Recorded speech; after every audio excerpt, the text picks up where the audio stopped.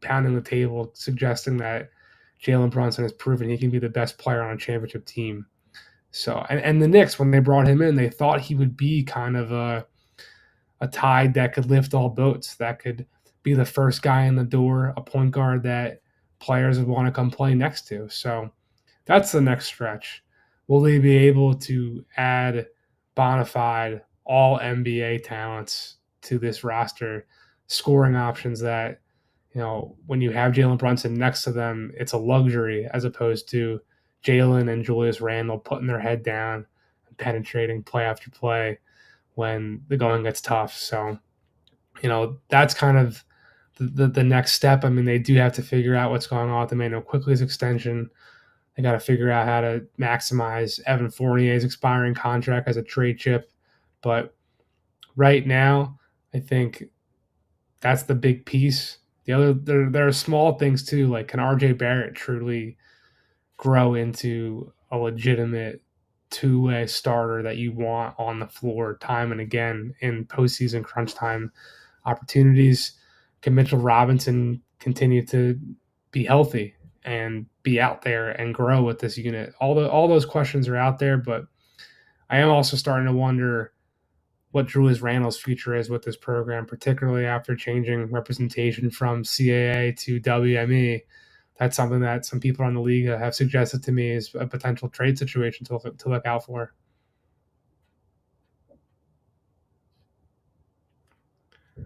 I'm not hearing you right now, CT. Yeah, appreciate it. Yeah, that was a lot of Knicks fans were thinking the same thing, Jake, in terms of what to read in to the agency change. He downplayed it on media day, of course, and there was other factors, him following a long-time friend over to another agency as well. But yeah, absolutely, it's fair to speculate in terms of the Knicks upgrading their starting five. One or two of the players currently would need to make way. What are you hearing in terms of just most recently? We heard that they've poked around on Jrue Holiday, and that they're not interested in a rental for James Harden.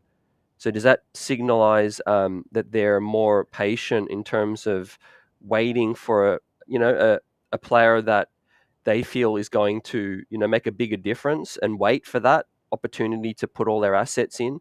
Is that what the league is kind of expecting with the Knicks at the moment?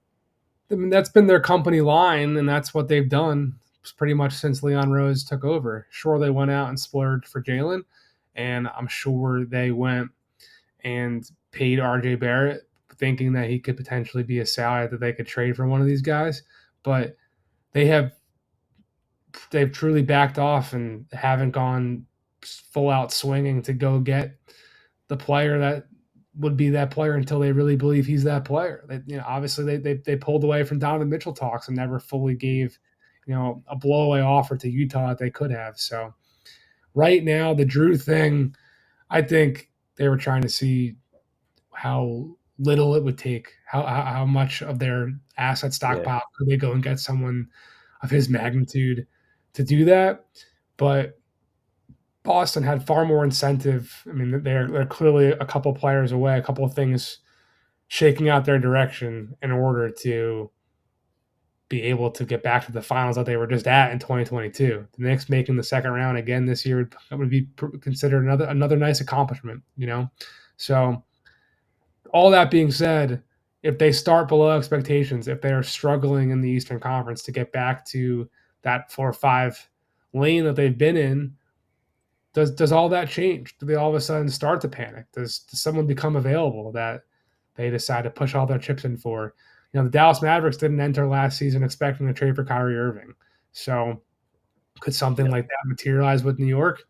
They are one of the teams like Utah and OKC and now Portland to a certain extent with the picks they just got, but I wouldn't put Portland in this category. But those are the teams that anytime someone's going to become available, they can, just like Jrue Holiday, call and position themselves at the front of the line if they'd like to. So it's a little bit of a waiting game right now to see what their appetite will be moving forward. Yeah, there's a few players on the periphery. Obviously, they're waiting on the situations in Philly like the rest of the league is, but that's not really imminent. Embiid strikes me as quite a loyal guy at times, and I think it's probably going to be, in your eyes, another year, do you feel, before, Yeah. he looks at the next thing? Yeah, the Sixers, right now they're working through this James Harden dynamic, and they're thinking worst case scenario, if James just plays for us or he's on our roster and he walks by season's end, we're going to be a Mm. contending team with a recent, MVP, with Tyrese Maxey, with other interesting pieces and cap space to go out and either acquire guys by free agency or by trade, trade them into that cap space. So if they don't, if that plan that Daryl Morey is concocting and he's selling to ownership and Joel and the fans as something that they have in their back pocket, if that doesn't work out, if players just don't want to come to Philadelphia, if opportunities don't present themselves and materialize, then is when I'm going to start to wonder how Joel Embiid will respond. Not right now, to your point. I think it's a little bit early, but after another season that starts with an all-star point guard requesting a trade and holding out for media day and potentially stalling a real effort to go compete for a title, if this plan doesn't work out, if this break in case of emergency plan fails, then I think it's really fair to start to wonder what he's going to do. Yeah, I think you got to start, if you're the Knicks and you're looking and you're talking about names. I usually start, Jake, with players that their contract situation is coming up. There was a situation where there was able to have a conversation with the Clippers about Paul George because there was some uncertainty with his long-term contract situation. But Donovan Mitchell is a little bit more warmer, being from the area, and him going on record saying he thought he was going to be a New York Knick. Is that a fair place to start for the Knicks? In terms of talking about possible acquisitions, players whose contract situation might be closer to coming to being uncertain. For sure. And with Cleveland, they're also in a bit of they're entering or they're approaching a bit of a crossroads themselves. They put together a pretty strong team that was the 4 seed in the playoffs last year. Or I forget of the 4 or 5 how they stacked. You would know of New York and Yeah, Cleveland. You know what I mean? They were up there in the Eastern Conference, and they've yeah, got they've got multiple All Stars on that team with Darius Garland and Jaron Allen next to Donovan Mitchell, and they hope that Evan Mobley can get there too, who just finished pretty high in Defensive Player of the Year voting. They go out and they splurge on Max Strus and Jordan Yang in free agency. There's expectations in Cleveland now, and if they fall short with all that draft capital out the door, with extension stuff coming up, there's definitely some talk and some chatter right now about what would happen with Donovan. Would he try to make his way to New York? That people around the league that, like he said, understand that it's probably higher on his list than Cleveland. So that's definitely a situation that people on the league are monitoring. And if you're a Knicks fan who wants to dabble in these weeds and think mm, about the rumors all year long, and you want to watch a team from a little bit of a shot and free perspective on League Pass, then yeah, I would keep tabs on Cleveland for sure. yeah. I mean, it's that old adage where winning can cure all, and if you're not winning, like you said, then the rumors are going to commence. And the Clippers are another one. I don't feel like the door may be closed on a Paul George discussion with the Knicks. He's CAA represented. He's really close with Julius Randle, and for there to be real traction in those talks. If the Clippers again don't do well this year, they might be needing to make a bigger shake-up. Obviously, they're connected to James Harden, and we wait to see more. But there were a couple of big losers recently, Jake, in terms of Toronto, Miami. There's a lawsuit going on between the Knicks and the Raptors. But the Raptors hold a player that the New York Knicks did have interest in, OG Anunoby. Yes. There's Pascal Siakam. What do you see coming up this season for both those teams? Miami right now losing out on Jrue, and OG and the Raptors. The Heat, I'm much more bullish on just because they still have Jimmy Butler and Bam Adebayo, and Kyle Lowry actually proved pretty successful and effective in the playoffs for much of that Mm, run. I mean, he's obviously has moments where he wasn't, but also like to lose Gabe Vincent and Max Strus and consider that to be these death knells for Miami. Max Strus and Gabe Vincent were 2 undrafted players that Miami had on their bench and turned them into players that people are lamenting them losing. So could they do it again? Could they find other guys that they'll be able to mold and develop and give playing time to help them be critical postseason performers? It's certainly possible. With Toronto, it's challenging being that the Raptors have been in and involved on so many things dating back to Kyle Lowry before the 2021 trade deadline, to the point where he never got moved and then he left in free agency. They talked about trading Fred and OG and Pascal, all these places last trade deadline. They don't move any of them. Fred leaves in free agency for nothing. So at least they got a sign and trade back for Kyle Lowry. Fred VanVleet walking out the door for absolutely nothing is a brutal, brutal hit to the Raptors asset collection. So I think ultimately the Raptors have been having these conversations and they've been teetering back and forth about what to do because the Raptors don't know what their direction should be. They don't know what they want long term with OG's extension coming up, with Pascal's extension coming up. And I wonder if the Raptors can be one of these teams. You know, the league has basically 28 teams right now or 29 teams right now that really want to be competing for the play-in tournament. That's not going to be the case. There's going to be 10 teams at least that have much, much lower outcomes than they were hoping to. The Raptors, to me, are a prime candidate for what happens if this group that performed below expectations last season, that didn't really get any better this offseason, what happens if they find themselves looking up at most teams in the Eastern Conference besides Washington? What happens if Orlando and Indiana end up lapping them?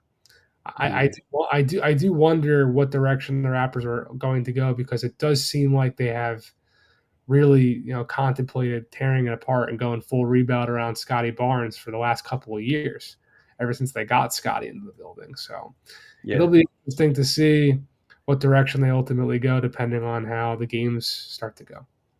Yeah, super interesting. They're in the Knicks division. There's the lawsuit going on in the background. But yeah, there was the player that was the Knicks were interested in. The rest of the league were, I think they just need to pick a direction. The whole off season's gone and passed by. That's the ideal time to make a shake up. But yeah, we'll see how they do.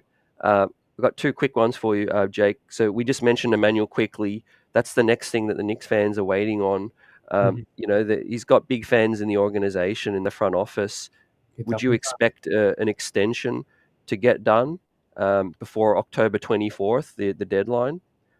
To be honest, I haven't asked about that situation very recently, so I don't have as up to date of an answer as I'd like to give you. I'm sure it's going to be difficult, though. I'm sure he's going to be someone who is looking for plenty of money, close to the $100 million range, if not more. And I just don't know right now where the Knicks cap sheet stands with all these big money now, where, before it was just Jalen Brunson and Julius Randle. Now you throw on Josh Hart's contract. Dante DiVincenzo doesn't have a massive deal, but it's not nothing. And they just gave Isaiah Hartenstein a mid-level last year. I don't know how much room you have to play with to give Emmanuel Quickly $25-30 million. I'm sure he's going to be looking at the Devin Vassell contract and say, well, I was a sixth man of the year, candidate for a team that made the second round of the playoffs. Devin Vassell has done nothing. I should be in that range. I'm just skeptical based off of what I know previously that they'll find a lot of, the momentum there, but I don't know of anything of late to really give you as much of a up-to-date answer as I'd like to. Yeah, the latest talk is that there's optimism still, but as you said, I expect it to go all the way to the deadline because of the money. We saw Devin Vassell, exactly like you just said, get a really good payday. But yeah, I think the Knicks do have a salary situation that is getting tough to make decisions with. Brunson and Randle can opt out after next season as well, and both need to be re-upped. So yeah, that could create more opportunities for a consolidation trade. We talked about the Randle agency situation, and just on this season, Jake, what's the situation that you're most watching closely, not necessarily from a headline or what's at stake perspective, but from a selfish point of view, what is Jake Fischer most keen to see unfold in this upcoming season? About New York or the NBA at Yep. large? Maybe give us one of each. Okay. For New York, I am curious to see RJ. I think he's a real swing piece for this team. Mm. He had a really strong run with Canada, but even so, there's missed shots and defensive lapses and all that type of stuff along the way, like he always tends to have. But he's on the books for that deal. And as long as he is, he's either going to be someone who's a little bit overpaid on their books, or he's going to be someone that is playing his way into being a trade chip, or he's playing his way into being a truly valuable postseason. Can he be the Andrew Wiggins to Golden State that Wiggins was in that final run? To me, as much as all these other top guys are important, his ability to be a swing piece is very interesting to me. In the league at large, I mean, I'm curious to see this in-season tournament. I really am. I'm wondering how it's going to work, how it's going to unfold. Will teams take it seriously? I definitely plan to go to Vegas, depending on how our travel budget works out, to go see the finals and see what that environment was like. So we'll see how that really does come together, because I'm curious how the older teams will take it. I'm fully convinced, the Pistons of the world, the Magic, Charlotte, Mm. Houston in the West, Oklahoma City, even Memphis without John Morant, like those types of teams that have something to play for, an identity was to establish. The in-season tournament's perfect before teams like Denver or the Lakers. I'm not so Golden State. I'm not so certain that they're going to be as invested to play well. So we'll see how it all happens. Maybe I'll be wrong, and those old teams will be the ones that are trying to prove it to themselves, so they can kind of maybe relax a little bit down the stretch of the regular season. But it'll be interesting just to see what this thing we've truly never seen before, how it looks. Yeah, yeah. I think it'll be a case of they'll just play the games, treating them as normal. But I think as they get closer to maybe sniffing a trophy, and that $1 million purse, I think, is it 1 million per player? That is something that I might. think it's I think it's 500 grand for the winners, Yeah, 250 grand for the second place team. I yeah, don't quote me on that though, but yeah. I it's think you're it's right. something around that range. Yeah, I remember it wasn't quite 1 mil, but hey, something still pretty good for players Yeah, that aren't on huge contracts for sure. But exactly. yeah, Jake, it's been a pleasure chatting. What have you got coming up, and what's happening? Yeah, just keep it locked on Yahoo Sports. We're rolling out a lot of preseason content. We have our Levels project that debuted this week. Ball Don't Lie. Please subscribe to that wherever you get your podcasts, on Apple or Spotify, wherever. We've got Vincent Goodwill on Mondays doing the Good Word with Goodwill. Me and Dan Devine do the No Cap Room show on Thursdays. Sometimes it records Wednesdays, but typically Thursdays. And I'm trying to work on some ideas, some interviews I'm trying to line up, some profiles and features I'm trying to work on. It'll be fun to see which ones actually come together. And before we know it, it'll be January, and the trade deadline will start to heat up, and we'll start to look into that. But for now, the early start of the year, I'm trying to really talk to some players and some executives and tell some stories. Yeah, no doubt. Yeah, keep up the great work, and we appreciate you. We follow your work closely, and you live in Brooklyn, am I correct? I do. I do. Yep. So I'll do you be get at to many? MSG on Monday for the Celtics game. Yeah, perfect, great. And hopefully we get a chance to talk throughout the season, and yeah, may it be an awesome season ahead. Sounds Thanks, good. Jake. Appreciate you. Yep. Have a great day. Jake Fischer, ladies and gentlemen, from Yahoo Sports, senior NBA reporter. We're going to continue streaming along. CT Live. The streets are buzzing. Smashing that like button.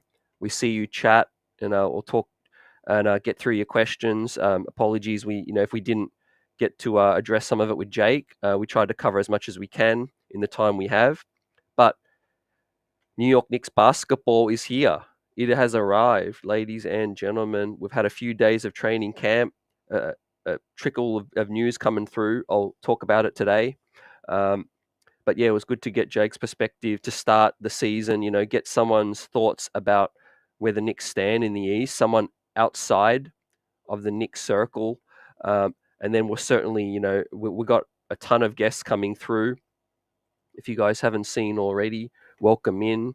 Appreciate you. We just talked to Jake Fischer. Tuesday, I'll be talking to Bill Pito, MSG Networks. Get Bill's thoughts on this offseason, the optimism for the Knicks coming ahead. Then we'll be talking to Mark Berman next week, Bill Daughtry, Mike Vaccaro, and I got more guests lined up to be announced, ladies and gentlemen. So yeah, like, subscribe to the channel. We'll be doing post games all season long. EJ will be back. He's been on his grind this off season, and CT and EJ will be ready for this season. To continue chopping this thing up. We'll get through. We'll send the link in a minute, Spree, and I'm keen to get your thoughts on what's happening this off season.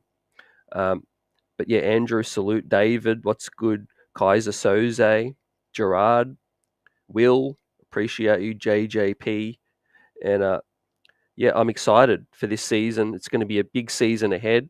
Preseason kicks off next week, October 9, against the Celtics. We'll see the Celtics twice in the preseason and then on opening night. Ladies and gentlemen, the new look Celtics. I'm not too scared, as I talked about, guys, in my East Power rankings. I'll bring it up right now. I think there's some concerns with the big man department with the Boston Celtics. They've definitely bolstered their backcourt, but Porzingis, he needs to prove that he can get through a full season, right? Yeah, the acquisition looks nice on paper. It looks shiny. It looks like it has potential, but potential is nothing until it's achieved. So, the games need to be played. They lost Robert Williams. They lost Marcus Smart. They lost some veteran, contributors, Grant Williams as well. They've got some things to integrate, some new pieces. And I think that, there's some things that they've got to work through. The Knicks are bringing back consistency, continuity. Can they get off to a fast start, and make up for, the talent gap between the Celtics and the Bucks, right? Let's say they start a little slow and the Knicks start 8-1, 10-2, get off to an amazing start. And then, it's just straight ahead for them. They just lock in and buckle down, Tibbs, no load management. He gets after it. And Tibbs, I've heard quotes, and we'll hear from Tibbs, but he's talking about how excited he is for this season and to coach this group of players. This is a Tibbs roster, basically. Guys like we talked about with Jake, Hart, Brunson, Randle, they don't like to take nights off. They like to get after it, and they will. They will get after it. So, yeah. With that said, I'm excited about it as well. Spree. I'll send you the link, Spree. I'll send you the link, and we can have you come on, and we can talk, fam. I'm gonna send it to your DM. Yep.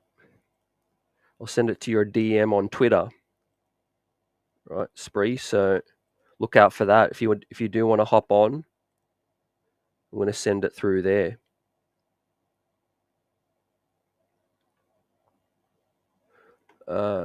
Spree, got you there. So yeah, guys, what are you thinking so far from what we've heard? We've heard Tom Thibodeau talk about internal improvement, depth, and chemistry that the Knicks will be relying on, right? And he's right to a degree, right? This team, many players on this team haven't reached their ceiling yet.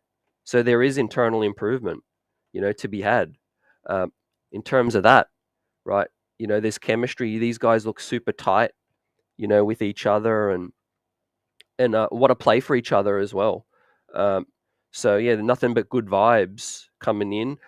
As Jake mentioned, if they're losing and they don't start as well as people assume this team will, then there's going to be the first real challenge of the season, overcoming that adversity, which I've got confidence they will. But I'm trying to be reserved in terms of I'm expecting the Knicks to start off really well.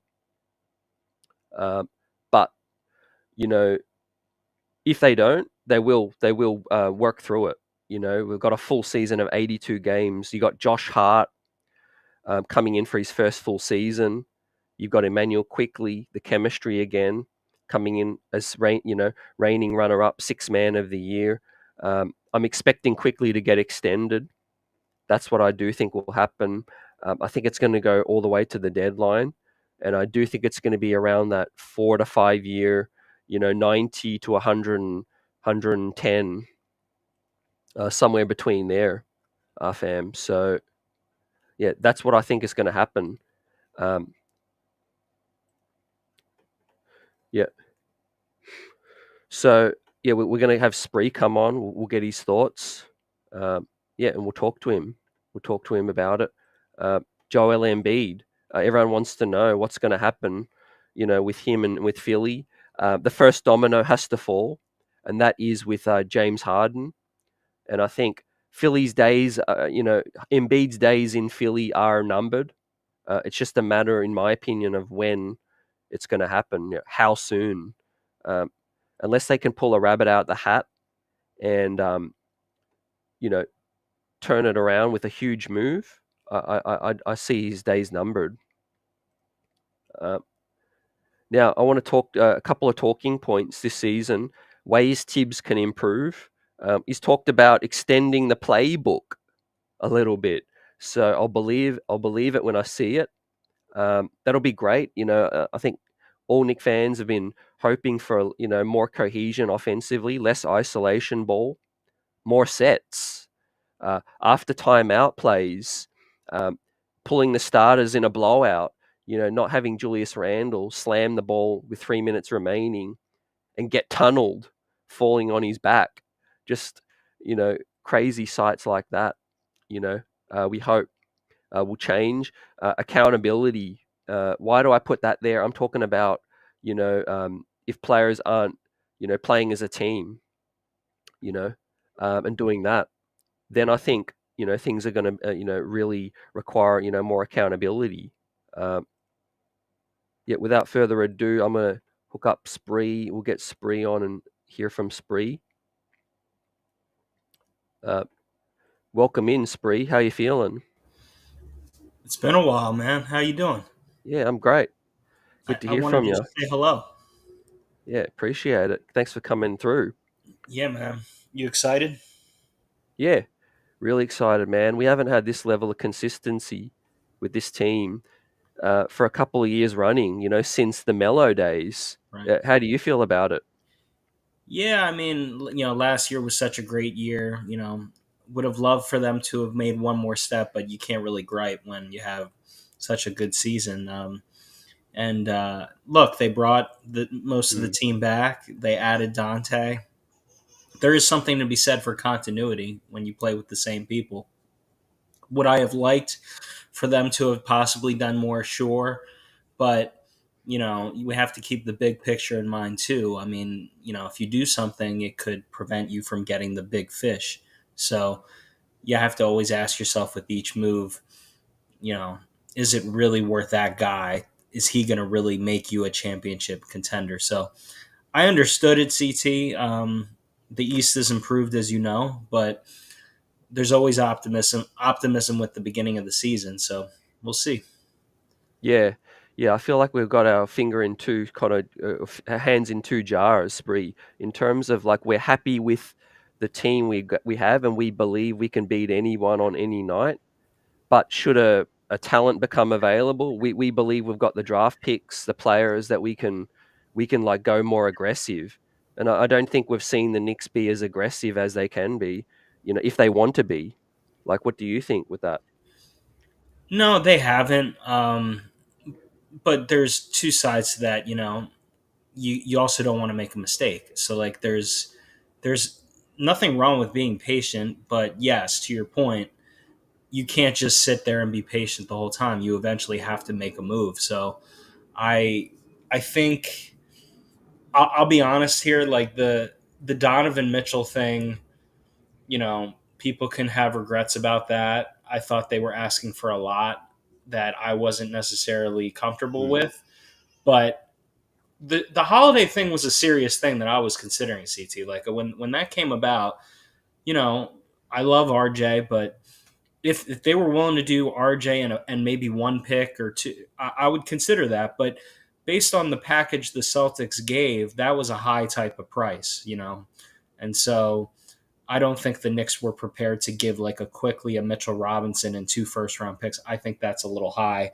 As much as I love Jrue Holiday, and yes, Jrue Holiday is better than RJ right now, but RJ's young. RJ is still a productive player. He did show well in the playoffs. So you hope RJ continues with the progression.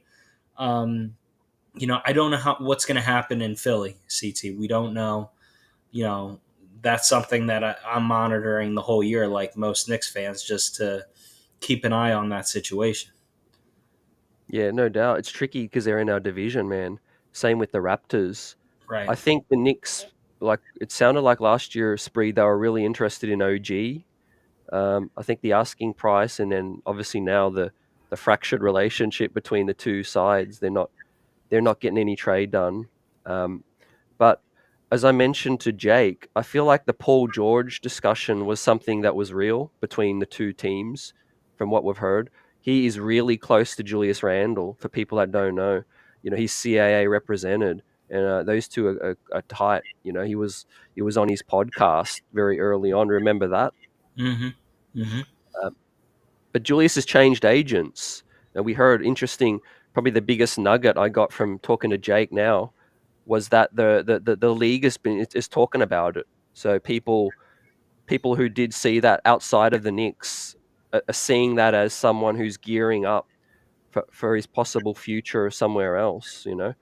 Um, Yeah, yeah, I mean, that was interesting. That was interesting. You could look at it one of two ways. I mean, one, is he separating himself from CAA? Is he thinking, okay, I'm a little bit too close to everybody in the Knicks. Are they going to look out for me? Maybe I need to separate myself if this thing doesn't go the right way in a year from now or two. mm, But he also had success. The way he explained it with his marketing guy apparently is outside of the CAA. So I don't know. It's definitely something to think about. No, for sure. Like that's just something. I know he was joking that he did it to be close to RJ Barrett at media day, but we'll see. With Julius, my only thing CT with him is he had such a good regular season. The playoffs again, it was a mixed bag. I thought I was not happy with is I was sad that he got hurt. Like I was sad. I wanted to see, to be fair to him, if he would have been healthy, would he have? I just would have liked to have seen him fully healthy. Same with Quickly in the playoffs, but you live and learn. Randle didn't perform as well as I would have liked, but we'll see what yeah. happens this year. It's that double-edged sword. Do you feel like any element of that was the way we rely on Randall in the regular season, and playing him heavy minutes? Do you feel like that's one of the reasons he might not have been? I know there was the ankle roll, but Right. yeah. What are you hoping from Tibbs this year? Anything different? I mean, with Tibbs, what I'm hoping for is he puts so much emphasis on every game in the regular season, and obviously I want to win every game, but like I think he needs to have more. Like this team is a playoff team. They're going to be a playoff team. Yeah, They have a good enough team where they're going to make the playoffs. I don't know yeah, where. So like my whole thing is get the team really experiment, really think about different lineups, think about different ways you can play so that when it comes time to the playoffs, you can adjust more on the fly because you have the information, CT, because in the playoffs, the reality is it's different than the regular season. They just prepare for you. They know all your plays.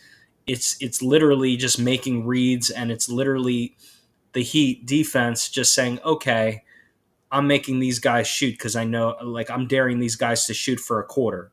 And then they switch it up. Like, so that's what I'm saying. Like, you have to be able to yeah, go to different things. And I don't think the Knicks, last as good as they were in the regular season last year, they pretty much played the same way. yeah. I think so. I think he's great at getting the most out of a roster, and getting guys to buy in. We saw how hard they play. And I think this year we've doubled down and we've got even more Tibbs guys.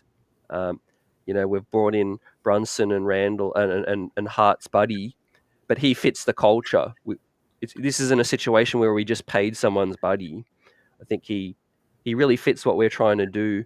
I feel like people underplayed the Dante DiVincenzo acquisition because it happened early, and it was a situation where we thought something more is going to come. But I think we're really going to appreciate DiVincenzo for the shooting and the defense. And I think him and Quickly as a backcourt off the bench is going to be like Batman and Robin off the bench. Like remember 2 years ago when Derrick Rose was with Quickly? Yeah. Yeah, I think you're right. I think they're going to fit nicely in the second unit. Like, there are some fans that were concerned about Quickly in the playoffs. Did he struggle? Yes. In the Cavs series, it looked like he did. It looked like the moment was a little too big for Quickly, but I'm less concerned about Quickly. I think like a guy can. I think two things can be true, CT. The guy was a 6-man of the year candidate, and he's really good and smart, and he works hard. And he also just didn't play well in the playoffs. I think both things can be true. Do I think that's going to mean Quickly's necessarily going to struggle the next playoffs? No. I think Quickly's a really good player. What was unfortunate for him is he also got hurt in the Heat series. So, like, I don't know. I really like Quickly. I think the Dante move is good for him. I just think, we have to let the season play out because, a part of me wants to like skip the steps and let's go a year from now when we can get the big star, but that's just not how it works. You just have to go through this process. And I don't know about you, CT, but like, just take it one game at a time. Let's see how good we can get. We have to start all over again. But the Knicks have something. They at least have something in place here that I think they haven't had in a long time, where they have something, but they're eventually going to need to take another jump. So we'll see. Yeah. So on that note, man, we're in a situation where I can feel with our timeline with Randle and Brunson's contract, that's a starting point that lets me know that we're going to have to use our assets and make a trade before that happens. So whether it's this season or next, those guys can opt out after the end of next season in their contract. And that means they're eligible to get paid major. Now, it's safe to assume Brunson is that the club would be happy giving him the supermax based on last year's play, if that continues. But Julius Randle, maybe not. Maybe not. Maybe they are. But if that's the case, Bree, how do we fit in a third supermax? I don't know what the cap's going to look like in 3 years, but Yeah. is that a safe situation to assume that by the time that comes, the Knicks will have had to, made some major moves? Yeah, I mean, I don't know. I just know I don't know how it's going to play out. I just know there is flexibility the Knicks have. They have all the picks. They can make trades to get the cap right.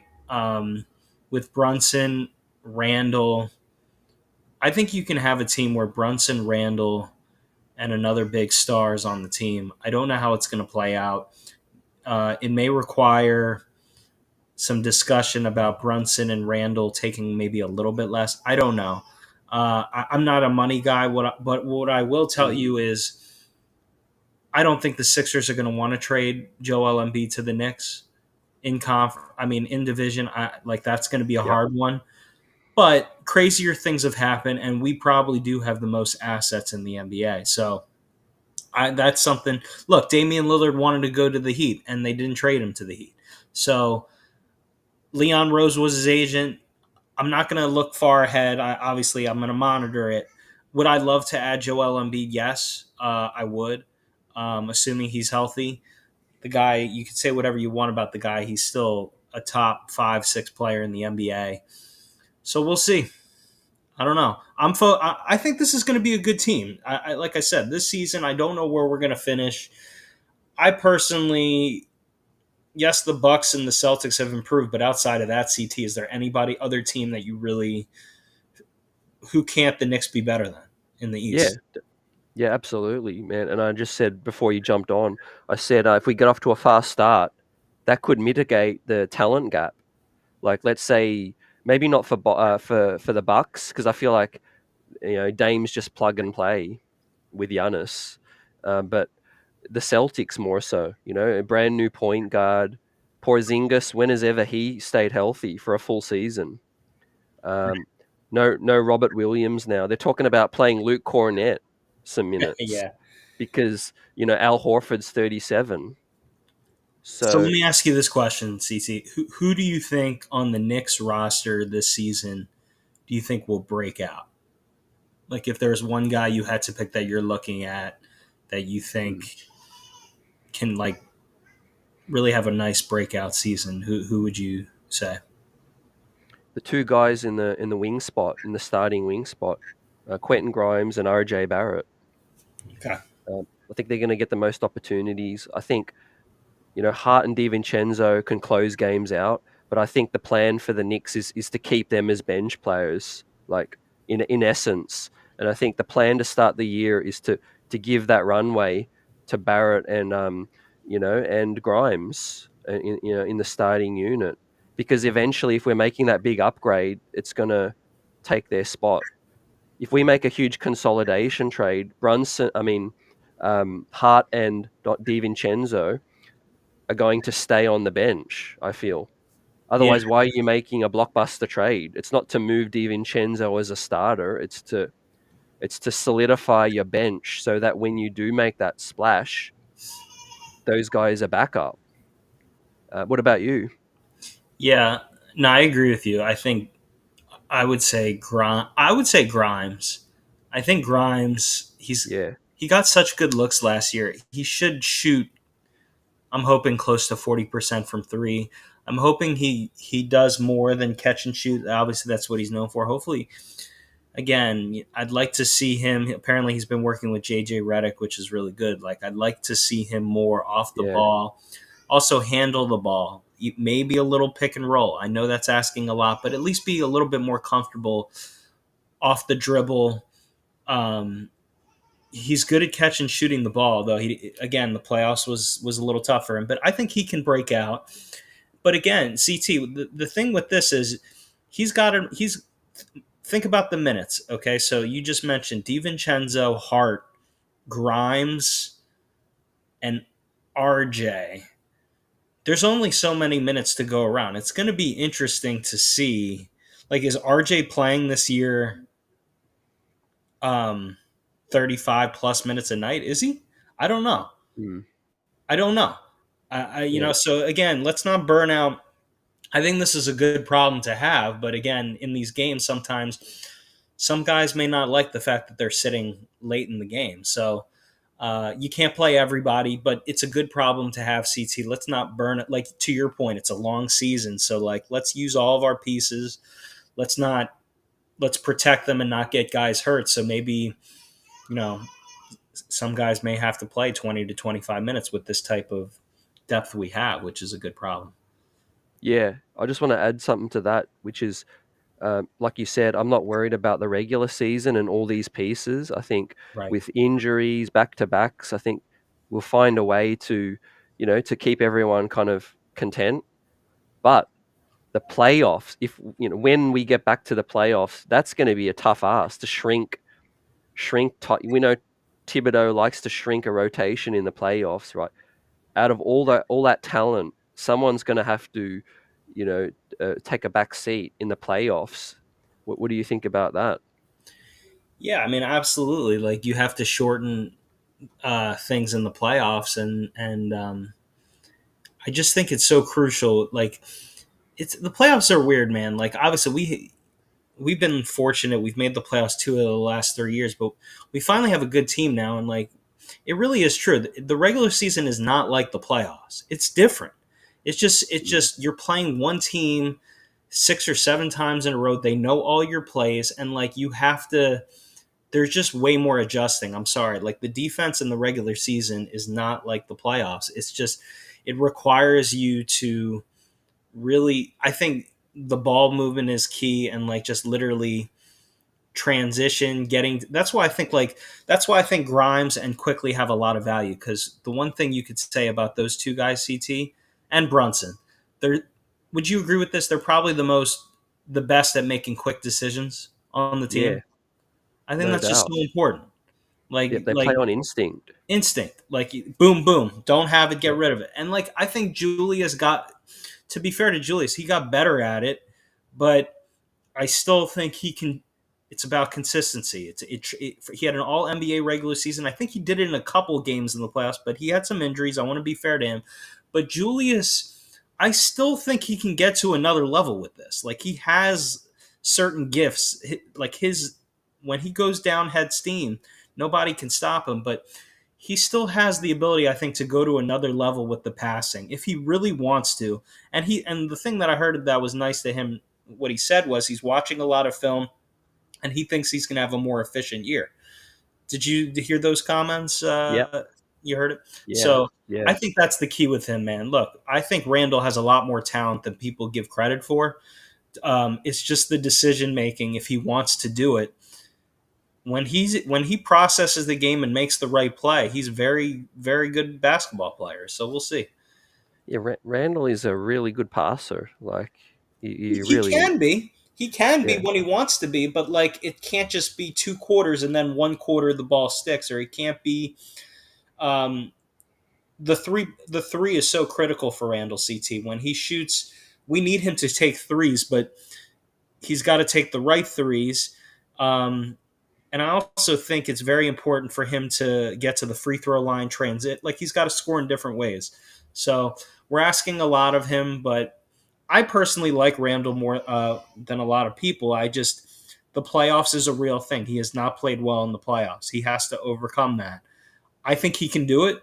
A lot of guys have not played well in the playoffs their first couple times, but it's going to mm. require a commitment to doing things the right way and staying healthy. So we'll see. Yeah. I want to ask you a question too about some quotes we heard with Tibbs maybe adding to the playbook. And I Yeah. want to ask you, why don't you think we see more Julius Randle in a pick and roll? Like, um, we know getting him downhill is a key strength. Like, it's hard to stop Julius, and if you do, you got to foul him.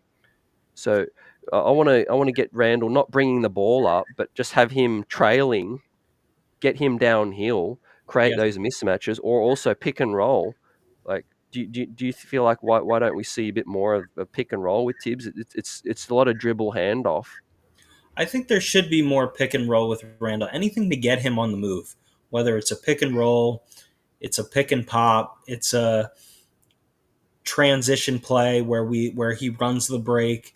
Um, you know, coming off a down screen to start in the post, like it just to do different things. I don't think it can be a dose. To your point, I don't think it can just be we throw the ball down to him and wait for the double team. That's one way to get offense, there's no doubt. Where in Randall, you throw it Mm. to him on the low block, he's going to have a mismatch and he can space and get it out. But I think he needs to be used in many different ways. Yeah, And that goes again to can Tibbs be? I think our offense was third best in the NBA in the regular season. So I want to be fair to Tibbs. Like we had a really good offense in the regular season last year, but playoffs, man, it was a little bit of fool's gold because we were just a very heavy ISO type of team in the regular season. We were just so good at it, but got to be able to do many different things, man. That's just the reality yeah, in playoffs. definitely. We know what each player is capable of, but I love our ability to crash the glass, get second chance points. That's what makes our offense, dynamic. And I want to ask you, in the chat, Yeah. um, and I'll add Mitchell Robinson to this conversation, but he surprised me and a lot of people last year with his consistency. Um, if Mitch can go to another level of play, whether that be take his defense to another level or his offensive game, pops, and maybe we see something else. But are there any candidates you could feel to be like an unsung hero this season? What I mean by that is someone who has really low expectations outside of the big guys, but who might end up, factoring in a lot this year in terms of surprising some people. Um. And do Sims, Grimes, Mitch, Ihart, Dante, Yeah. maybe Winler, Knight, Roby. I'll say Deuce. Like I like McBride. Like, and it's such a long season. You're gonna need even Sims too. Like there are times where you're gonna throw Sims in there for 15 minutes, or Mitch is gonna be banged up. Knock on wood, because you want him to stay healthy. But like, I have faith in Sims that he can do the right things when he's out there, and I think McBride showed last year. Anytime last year CT McBride got in the game, for the most part, he did what he was asked to do. You know, he can guard, and he made shots. Like, for the most part, like, remember the Blazers game on the road, the way Deuce played Yeah, in that game. Like, so you need everybody. I think I think Tibbs does trust McBride to, like, okay, if I put you in for 5 minutes here, 6 minutes there, you know, I trust Deuce to get the stops, and to the team will still flow. The thing with Deuce is he's not an IQ where he's going to be able to penetrate. Like, that's not his game. But he's still a valuable piece. You can't underestimate what a guy like McBride can bring. And I think Sims too. I like the fact that they re-signed Sims.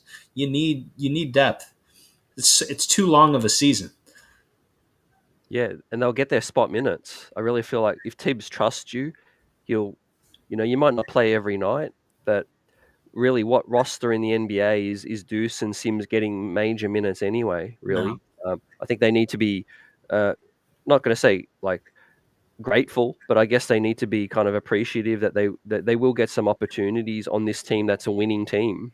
Um, The one thing I'll say about Mitch, though, is I think we did a better job late in the season last year. I feel like it was too long. To Mitch's point about he wants the ball more. Well, mm, okay. I think we did a better job looking for him for the dunks, for the little thing. I thought Brunson, I would say the last 30 games of the regular season, they started to go find Mitch more for easy baskets. Like, well, I don't think Mitch is, he's never going to be a polished offensive guy. As much as I love the guy, and he's a funny guy, and we won the. Let me make this very clear. We won the Cleveland Cavaliers series a big part because of Mitchell Robinson. So I know the value he brings. He's a rim protection guy. We got to still. It's five guys on the court, so you have to use his value to get the dunks and do things the right way. So that's really on Brunson. He's got to be better with that to find Mitch. mm. But I like Hartenstein. I like Mitch. I think we have a lot of guys that are good players. Um, so to answer your question, all those guys I think can be useful. Yeah, you're right, man.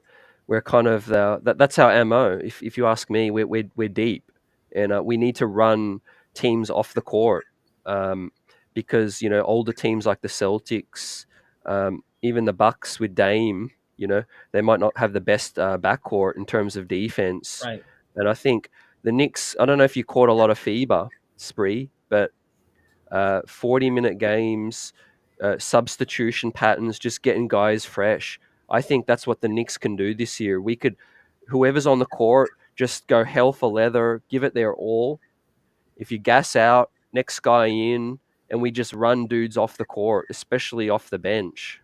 Right. So, CT, can I ask you one question? It's a little bit of a random question, but how do you Yep. watch the Knick games? Like, where you live? Do you have Yeah. League Pass? Yep. You League do have pass. League Yeah. Pass. Yeah. So you don't have the MSG Plus or anything. You're not able to watch the games through MSG. So, but you're able to still catch all of the Knicks broadcasts through League Pass. Is that how you do it? Yeah. The beautiful thing is it's basically like I've got MSG because there's no blackouts. They Okay. always they'll always give me the home feed because I'm in no blackout area. So And you have with the that, option to just select between the home broadcast and road broadcast. Because the only reason I'm asking yeah, is I'm just debating whether or not to get League Pass, because uh, I'm not able to get the MSG channel right now. So I'm going to yeah, probably get the League Pass. But as long as I can get the reason I want the MSG announcers is I love. And I want to ask you this. I mm, personally enjoy I think Breen is the best, and Clyde. I think the experience of them calling the game. I don't know if I'm biased, but like, I don't know other people's announcers. I personally think they bring more energy to the game when they're mm. calling the game. Do you agree with that? Yeah, 100%. Okay. Yeah, they're the best. the best in the biz, and I don't really feel like they're homers either, because if No, you watch no, they're not. the Hornets, the Golden State Warriors feed, the Celtics feed is it's like having your eyes poked out But sometimes. sometimes you can get announcers where I don't feel, as much as I love basketball, CC. Sometimes you get announcers where I don't really feel the passion and like, I don't know. There's something about when Breen calls the game. I personally enjoy the game more. Like, so, like, that's why it's very important. And I'm Yeah, glad to hear, if I get League Pass, I'll have the option to choose home or away, because I need to, CT, I need to be able to watch the game with those guys. yeah, and you don't get blackout, I think, because you're No, in you're outside of the tri-state area, no, right? I won't get blackout. It's just Yeah, unfortunate because they've gone to this MSG Plus, where if you're not, I'm not able to specifically get that through their website, the games anymore. But I'm going to do the League Pass. I'm going to try it. So I yeah. appreciate you sharing your best practices where you live. I figured I'd ask you. Yeah, no doubt. I was actually, funny you say that. I was last night. I was looking at the MSG Plus for the first time, Yeah. but I wasn't actually even able to download the app. They haven't made the app available international.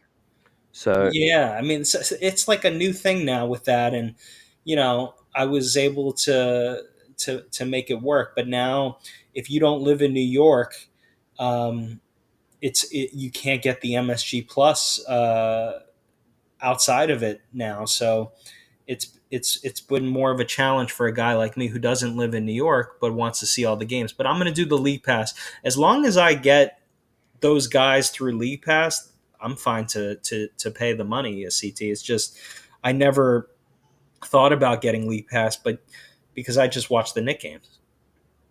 yeah, look, no doubt.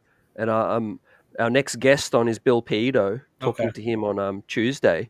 So Yeah, I'll ask him. Yeah, if you don't mind, ask him a little bit about. He probably knows a lot more about the plus and what and the.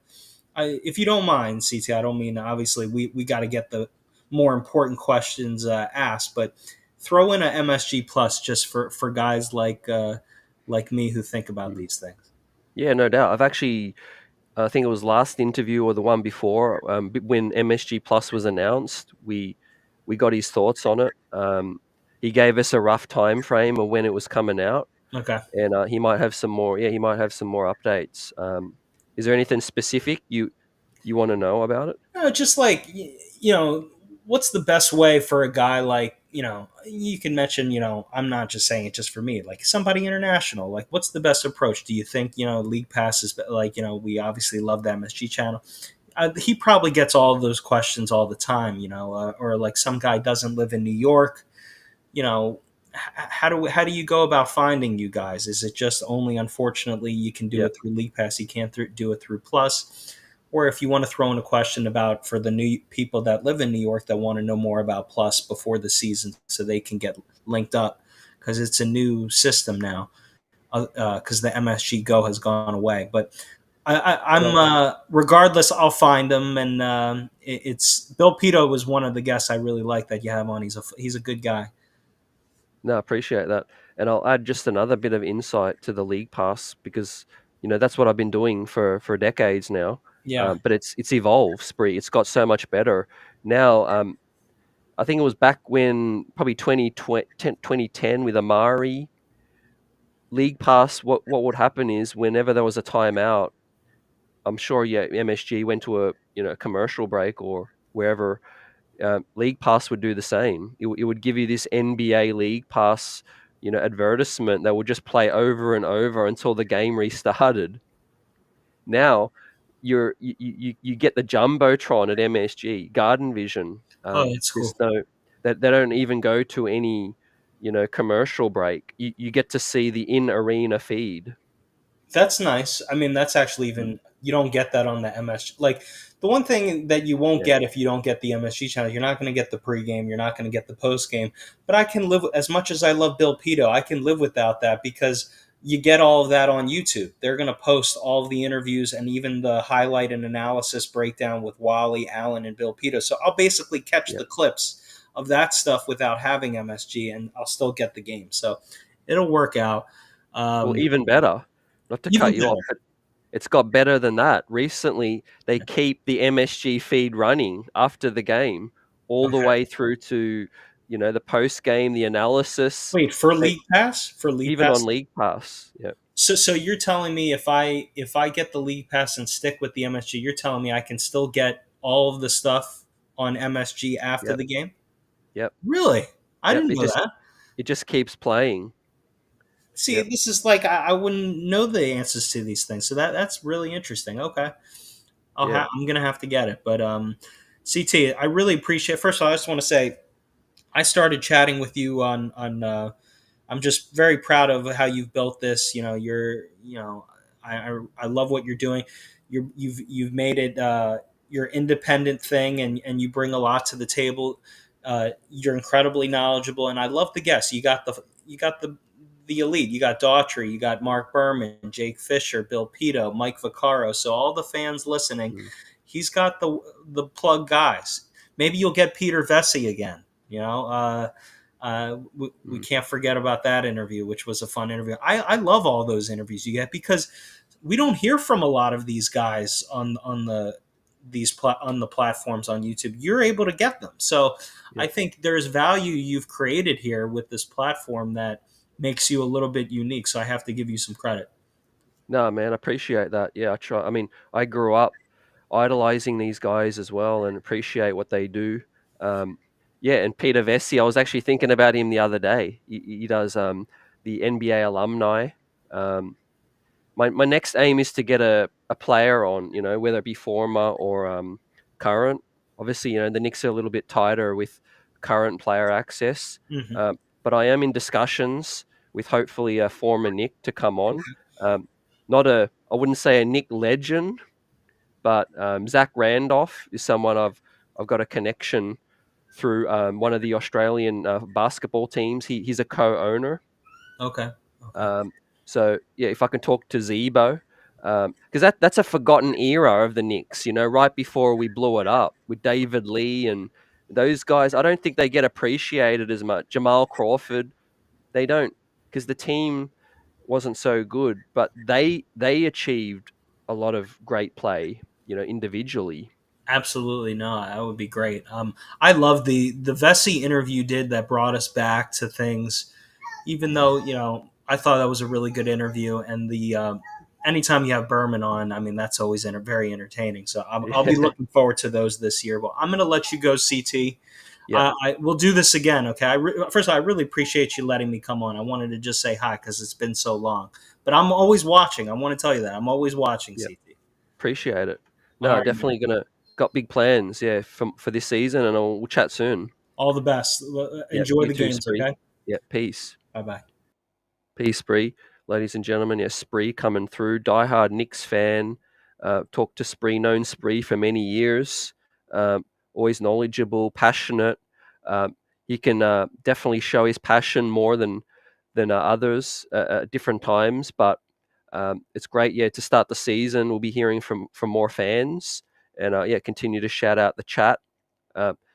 My prediction, was 48 wins. I think we'll get off to a good start. But just before Spree came on, I was talking about, that the first real challenge this season might be if the Knicks don't start as well as people are hoping, then there's nothing wrong with that. I think the Knicks have a roster deep enough to get the wheels turning, later in the season. So what I mean by that is, let's say if the Knicks start, at 500 through 10 games, 20 games, I think there's not going to be anything wrong with that.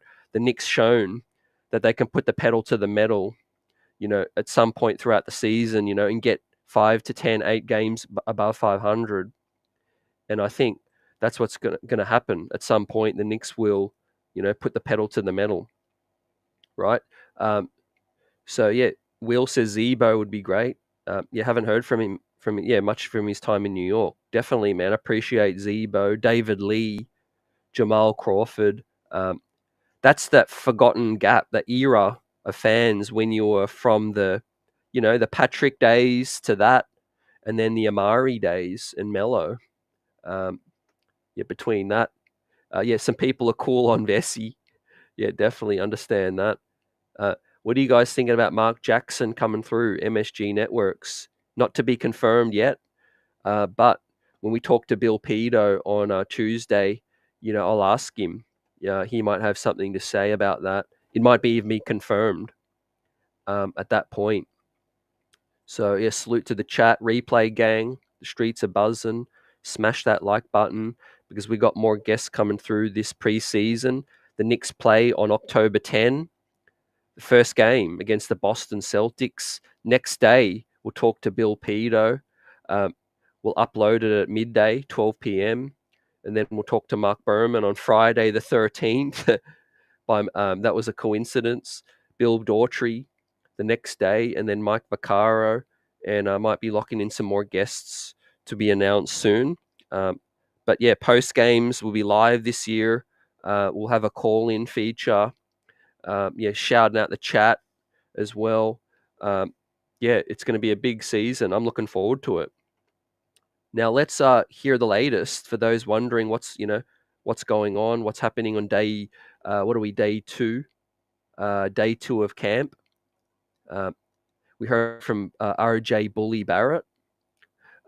We heard from Tom Thibodeau talking about maybe adding some more plays to the team, to the playbook. Let's hear from Bully Barrett. Day 5. RJ, you're always even keel with us. What excites you though about year 5? What are you excited about? Year 5, I'm excited about the team that we have. I'm excited to have all the guys returning that we do. It gives us, it helps us earlier. Having known a lot of stuff from last year going in, so I think that helps. And then just team coach, just a lot of good things, for us. Just a hard-working group, so I think that's what I'm excited about. I know that every day I'm coming in with guys that are going to work hard and want to get better. Like I said, I think it'll show when we play. Yeah, and shout out to Mike Vaccaro there in the video, covering there on Knicks camp out in Charleston. RJ Barrett talked about the continuity, the culture you mentioned, the vibe. Heat have their own culture. The Knicks are building, something of their own, and these guys look hungry. Look at the look on RJ Barrett's face. I mean, that's why when Spree asked me, who do I think is going to be more of a likely breakout player this year? I'm looking at him, RJ Barrett, and Quentin Grimes. 2 guys in the starting unit. 2 guys that'll be tasked to defend the best wings in the league. And I think they'll start playing more minutes than Hart and DiVincenzo. Or the ball will be in their court, in terms of whether they get more minutes and close the game out. Obviously, we know Tibbs loves Hart and DiVincenzo. We wait to see what he brings. But yeah, I think based on last year's success, RJ Barrett and Quentin Grimes get the first look. They deserve it. They bring a lot to this team. I think if RJ Barrett brings the same kind of, offensive prowess, but with more efficiency, that's going to be excellent alongside Julius Randle and Jalen Brunson in terms of picking up the scoring load for this, and he's coming off a huge fever. He's confident, right? So, we heard from Bully Barrett. Let's hear from Tom Thibodeau on Julius Randle. Jrue said that one of his goals for this season is to be more efficient. He didn't really expound on that. Are there ways that you want to see Julius be more efficient? Yeah, and that's what I love about him. Is every year he tries to get better. And I think when you look at, again, sometimes we tend to overlook the steps that people make, and they're usually incremental. And so from 4 years ago, he's probably taken 3 or 4 threes a game, and now he's up to over 8. He was taking value shots. He got to the line a ton last year, which people, don't recognize how important that is. And that was one of the reasons why I felt we were so efficient offensively, was because of our ability to get to the line, so attacking the rim. But continue to be an all-around player. And look, to do what he's doing, to be all NBA 2 out of the last 3 years is significant. But the thing that I love is he's not satisfied. He wants it to be better, and we want it to translate into team success. And I think that's important. As all our players, Jalen, same thing, RJ, same thing. The team comes first. Yeah, the thing about Julius, a player that ascended kind of later into his career is someone who has a amazing work ethic, puts in the work in the summers, and that's when you get better as a player. You put in the work. And Julius Randle, as I said, some players are born and come into the league with certain gifts. They explode on the scene immediately. Julius Randle came in with a very unique play style, archetype, but in terms of developing his skill set as a shooter, passer, moving around, post-up game, Julius Randle's developed those skills, as his career has gone along. And we can expect to see, Julius Randle be the same or better. I won't be surprised if he does, come back, as an even better player, for this season, right? The thing about Julius is you love his confidence, right? He bets on himself. And that's something to do with, changing agents and, and wanting the bag on his next contract again. That's another reason why I think he's doing that in terms of changing agents as well. He's in a big market. And also we talked to Jake Fischer earlier. Check it out. Rewind the episode if you haven't seen it yet. But Jake was talking about, the rest of the league, some people around the league, did, open their eyes in terms of Julius changing agents, and that being a potential hint, at him, exploring a future, that's not with the New York Knicks. But one way or the other, that's something down the line. Julius Randle is a big part of the team and the success it had last season. We'll see what happens this year. The playoffs, it's gonna be basically count for everything when we're talking about his future on this team. How far we can get working alongside Brunson and Barrett, in that starting unit. So let's hear from Quentin Grimes, potential breakout player of the year. Been working out with JJ Redick. Tom said the other day he expects the same starting five as last year and Dante to take a secondary role. Did you expect that? Did you wonder about that when they signed him? I feel like, you got to do that for the team. I feel like nobody really kind of coming in here like with a huge ego. Nobody coming in thinking they're the main guy, they're better than anybody. We're all coming in with one common goal, has to win. I feel like Dante, he's been great. We've been cool on the court, off the court. Josh, everybody. Julius, I feel like we have a really good group this year that's really connecting. I feel like everybody will see that this season on the court. Tom said the other day he expects the same starting five as last year and Dante to take a secondary role. Did you expect that? Did you wonder about that when they signed him? I feel like, you got to do that for the team. I feel like nobody really kind of coming in here like with a huge ego. Nobody coming in thinking they're the main guy, they're better than anybody. We're all coming in with one common goal, has to win. I feel like. Yeah, so Q Dot, I think breakout player of the of the Knicks, huge candidate, but unsung hero. Something I asked Bree, and I want to give my thoughts on it. Deuce McBride, was that guy last year in terms of helping change the season. That was unexpected. Dirty Dancer mentioned in the chat, if the shooting has upside and continues to pick up, it's going to be hard to keep Deuce McBride off the floor. I agree with that. The only thing is the rotation, man, is so crowded, and it's going to take maybe an injury or back-to-back for Deuce to get in. I think he's still situational. But in terms of a candidate for a potential unsung hero this season, I want to talk a little bit about guys that we don't know much about yet. Nathan Knight, Dylan Windler as well. Those guys look like they produced for their former teams when they got minutes. Windler is a knockdown shooter. He's an excellent rebounder at 6'7". The only thing that's been a roadblock for him is health. So if he can stay healthy, I could see Dylan Windler, really pushing for minutes but we'll see. Preseason's going to be an excellent opportunity to see that.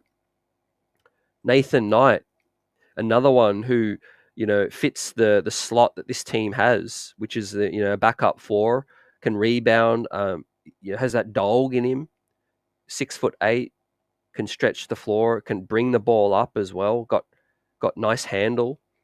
I like Nathan Knight's fit. I think New York could be a good place for Nathan Knight to find a home. And especially if we make a bigger trade, we consolidate a little. A guy like him on the two-way, is just going to be gravy. And if these guys are playing for Westchester, man, I'm going to try to, watch more Westchester games because, if Deuce McBride, Sims, Jalen Martin, Nathan Knight, Windler, if these two-way guys are playing Westchester, then I'll love to tune in and see what they're bringing to the table. So in terms of an unsung hero, I'm gonna put a couple down again. I think Mitchell Robinson, for the things he did and helping us win a playoff series. I think he went down as kind of that unsung hero, and I think he'll do it again if he's healthy. Like Kaiser mentioned in the chat, man, if he can shoot 75% from the stripe, amazing. He's been working on it, and let's see if the work comes to form some success. Shooting at the line. Jericho Sims brings the rebounding. He sets great screens. Sky's high, man. Jump man Sims. He can get after it. He tends to make the most of his minutes when he gets a chance. So I think Tibbs is going to look to him if a big man goes down.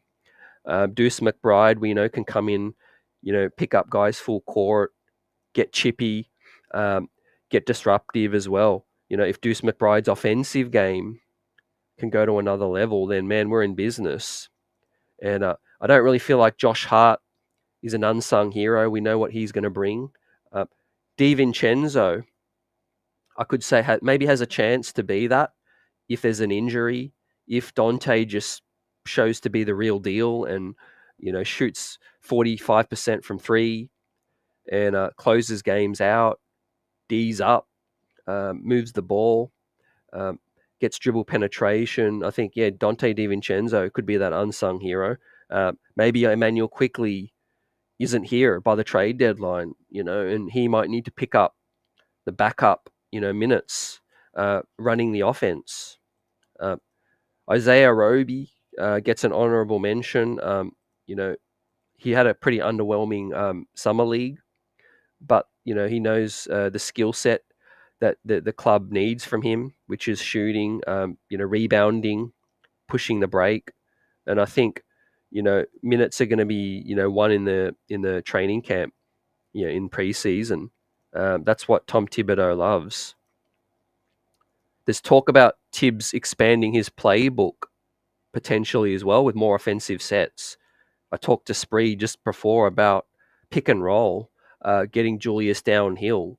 I've talked about previously running Brunson off double screens, just getting him better looks, right? If we are going to go isolation, make it easier on the guys. That's what I love to see. Some more clearer sets being ran. Let's see. I think Tibbs has a chance to really evolve with this roster.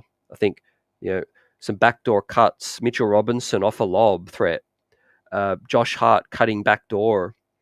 There's a lot of different skills that these guys bring. We've got to make the most of them, right? Can't just be Brunson dribbling 30 times to shoot a floater or a step back. Same with Julius. Also pulling the starters, keeping guys accountable, right? If their tempers are flaring, if they're jacking up, if they're not playing within the concept.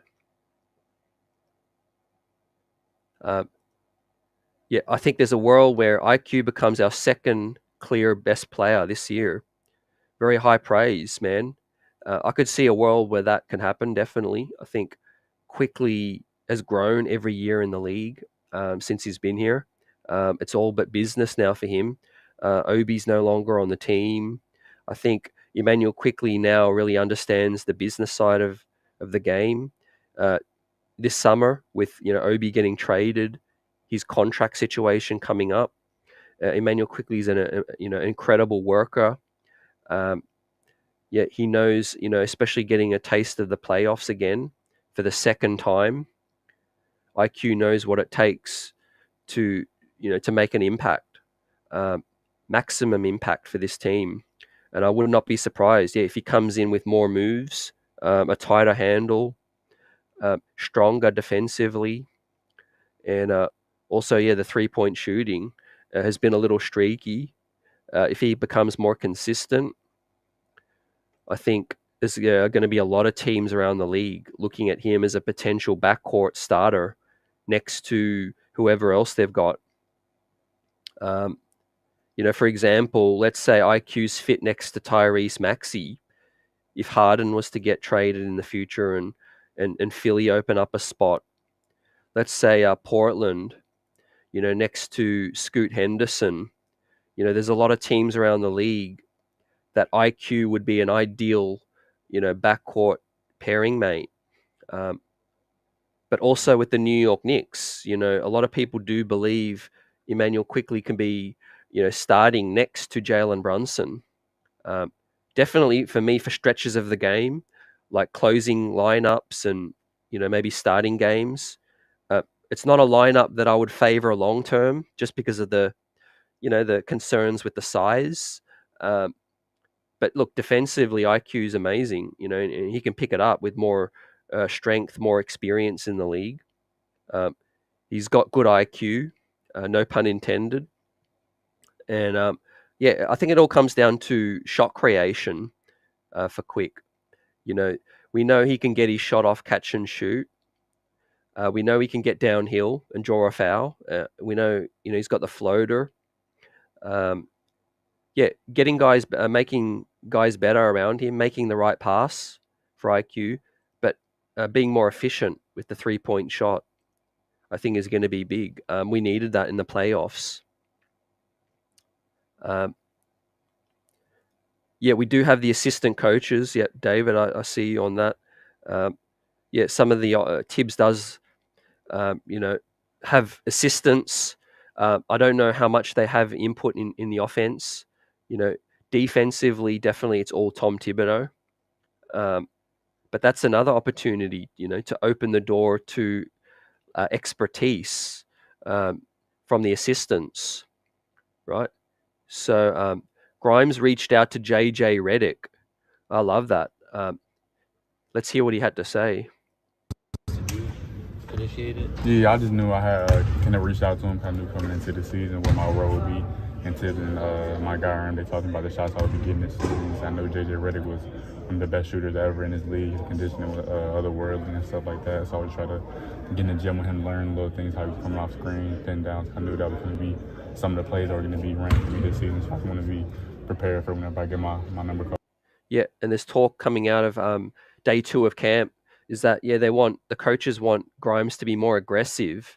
So he's talking about coming off screens, pin downs, working with one of the best movement shooters as well, with great conditioning, JJ Redick.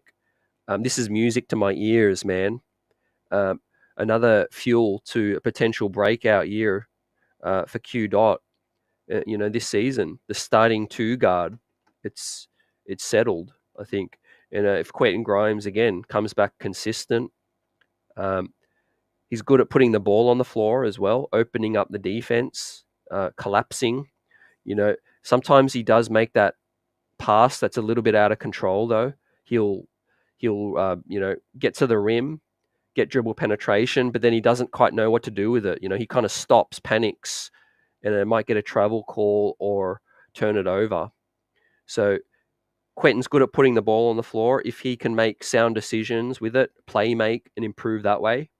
And then, of course, the shot's money. I'm not worried about the shot. So, Quentin Grimes, man, it's going to be a huge year for him.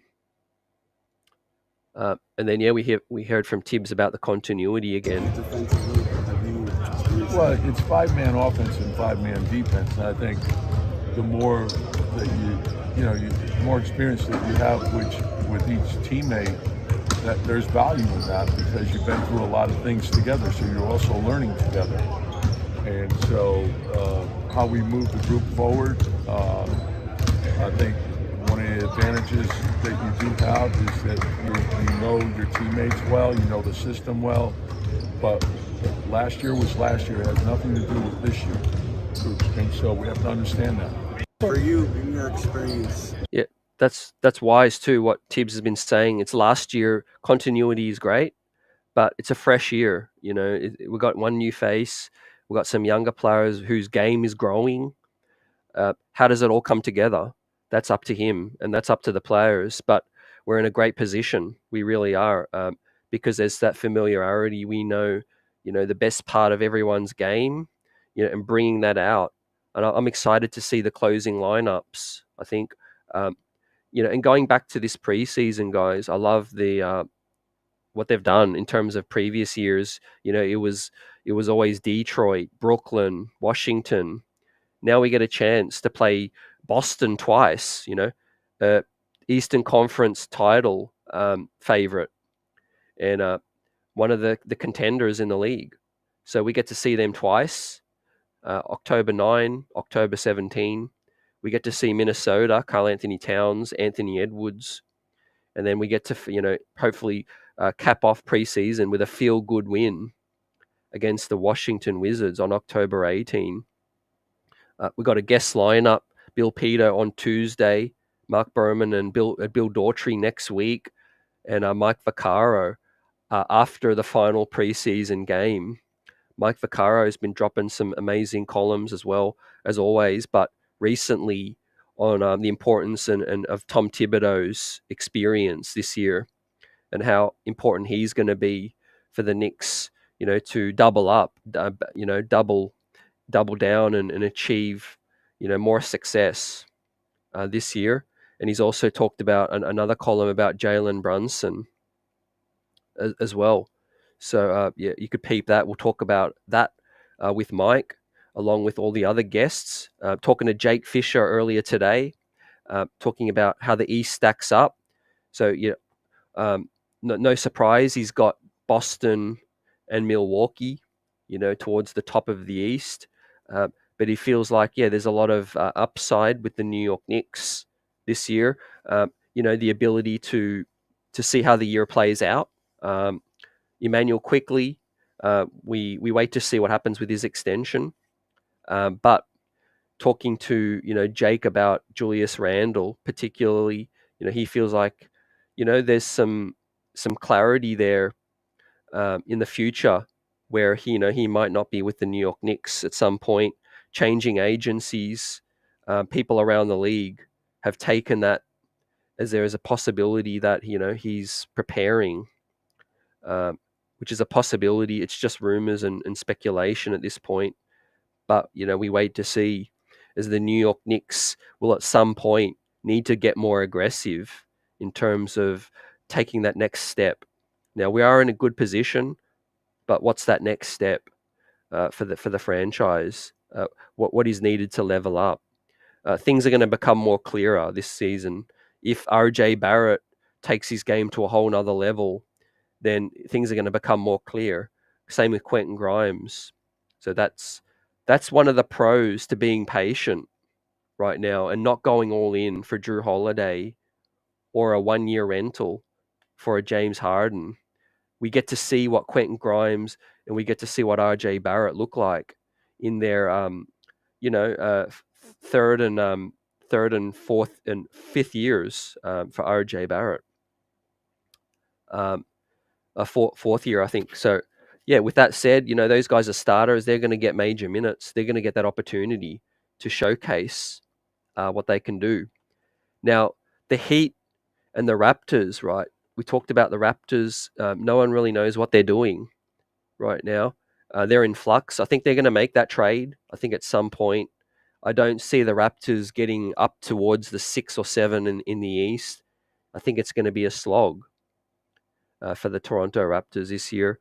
There's some, unrest with Pascal, with OG, his future in the league, with the Raptors. So with that said, I think the Heat slide, the Sixers, there's going to be a lot of upheaval once James Harden gets traded. I think it's going to happen soon.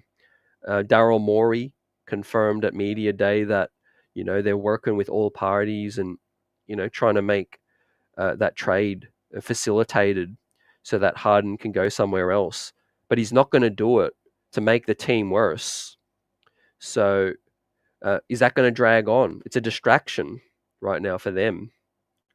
Cleveland, I've still got some question marks around their front court. Evan Mobley, right? How much of a leap is he going to take? Offensively, I think he's got ways to go. Defensively, he's got length. He's disruptive, and he can make a huge impact. But I think offensively, Evan Mobley still got ways to go to be that kind of go-to guy, go-to scorer. And right now, they're relying too heavily on Spider and Garland to put up points. I think we saw in the Knicks series, the Knicks bullied them in the front court as well. Jarrett Allen's a good defensive, anchor, a rim threat, but offensively he's not a go-to guy. So Evan Mobley's got to pick it up. And Philly, a lot of concerns there with what's happening. Could a team like Indiana, Chicago, Orlando surprise? ATL, I'm not a huge fan of their squad at the moment. I think there's some imbalance again with the front court. DeJounte Murray, Trae Young, another year of that pairing. We'll get to see how that fits. Trae Young, great offensively, liability defensively as well. So man, the East is open, barring the two favorites. I think the Knicks got to handle their business, get off to a great start, and utilize our depth, which is our ammo, getting after it. So with that said, man, I'm looking forward to this season.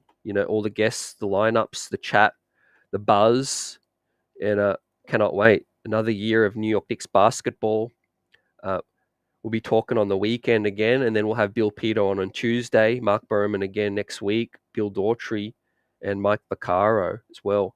So the streets are buzzing, smashing that like button. And it was great to hear from Jake Fischer this afternoon today.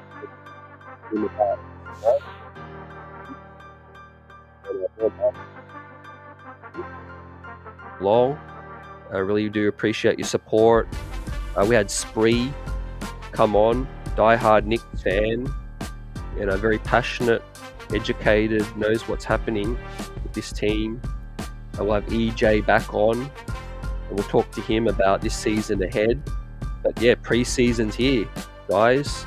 Cannot wait. First game against Boston. What's going to be the talk? The New York Knicks come out and beat the Celtics with Jrue Holiday and their squad. Of course, it's just preseason, but it's still a nice glimpse into what we can see this year. What will be the lineups, the closing lineups? What has Tom Thibodeau added to the playbook as well? Does Jalen Brunson take his game to another level? Same as Randle, RJ Barrett, Grimes, quickly. Right? That's the excitement for me. I'm looking to see, these guys improve because ultimately, whether they're here or they're not, it's going to help the New York Knicks in the long term. We can only control what we can control right now. We wait to see what happens around the league in the East.